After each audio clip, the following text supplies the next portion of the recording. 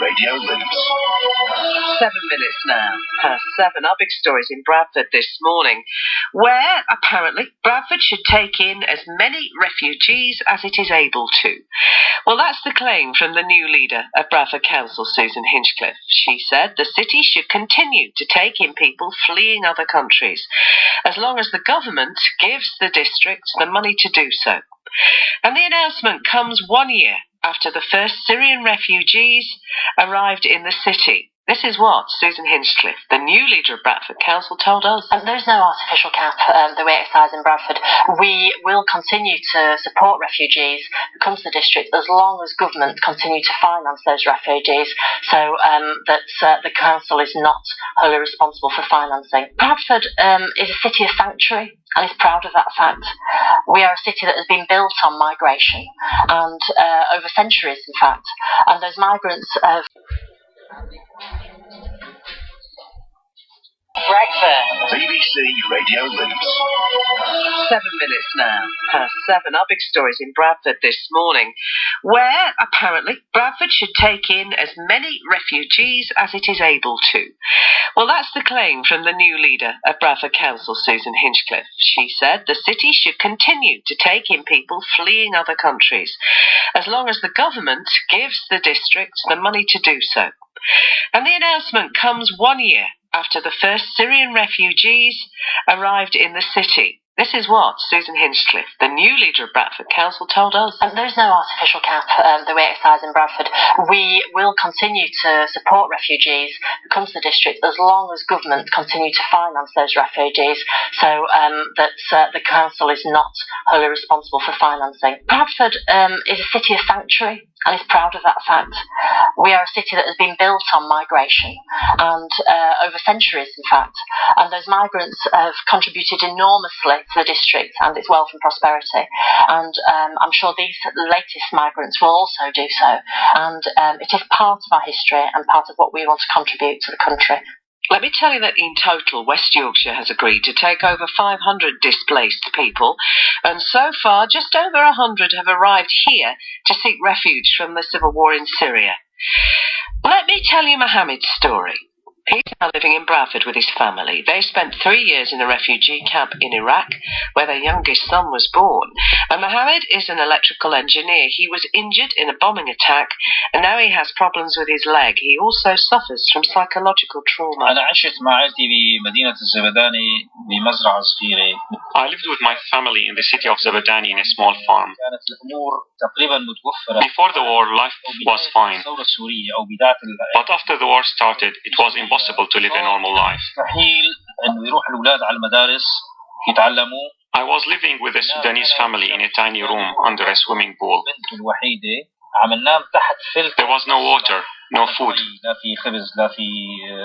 I'm happy that I'm now living in a safe, quiet area and seeing my children enjoying school. I was trying to smuggle my children away from the shelling that was directed at us. We were running from the cover of one tree to another when my son narrowly escaped a sniper bullet that skimmed past his ear. I remember a missile landed in front of my house. When I went out to see the extent of the damage, another missile hit. My neighbors told me later that they were amazed to see me running out of the flame. They couldn't believe that I had survived.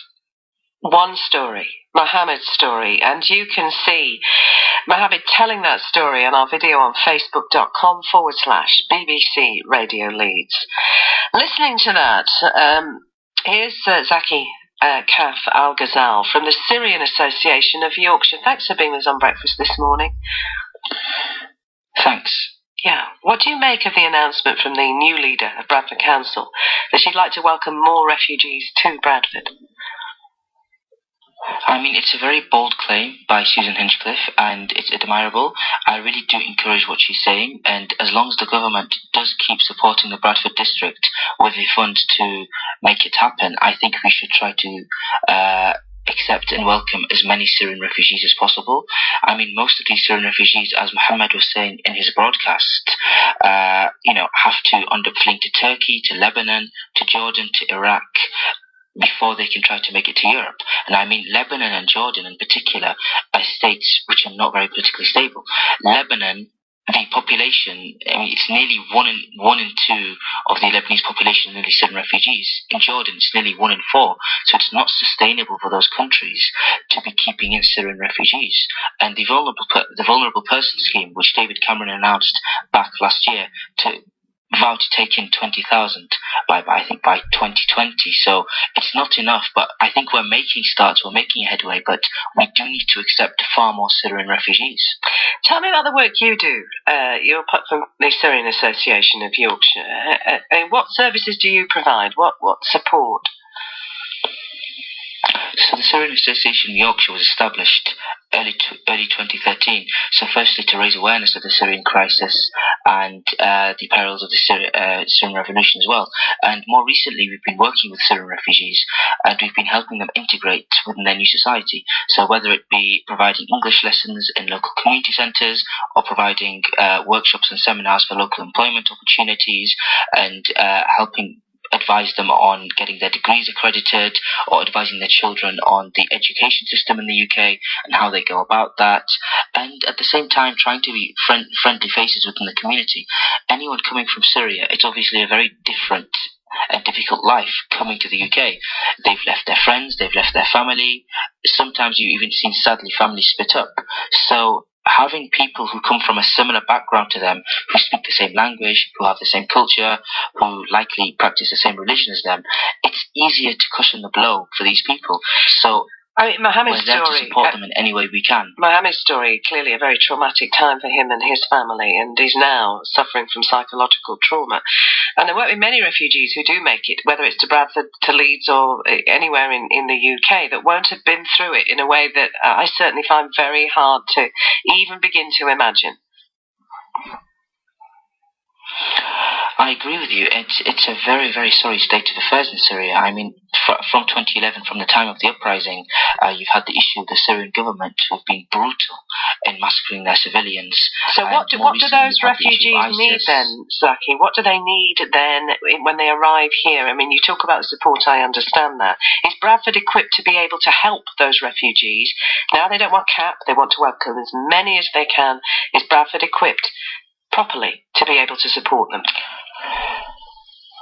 I mean, in terms of the demographic of the city, I don't see why not. Bradford's a large city, it's been growing, and it has, as Susan Hinchcliffe was saying, it has a very large migrant population.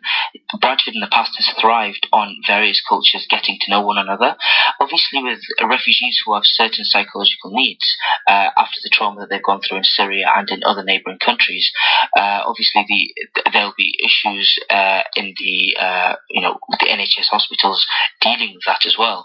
But I think the Bradford area and the Leeds area are quite well equipped, and as long as the government does keep supporting the area, and the government should keep doing so, I don't think it should be an issue for the city. Thank you very much. Very good to talk to you. Thank you for your time, Zaki. Zaf Al-Ghazal from the Syrian Association of Yorkshire, as the new leader of Bradford Council, Susan Hinchcliffe, says that the city should continue to take people fleeing other countries, offer them a place of sanctuary, with no cap whatsoever. We'll have more on that throughout breakfast this morning. It's 7:50. West Yorkshire Travel. BBC Radio Leeds. Lovely morning.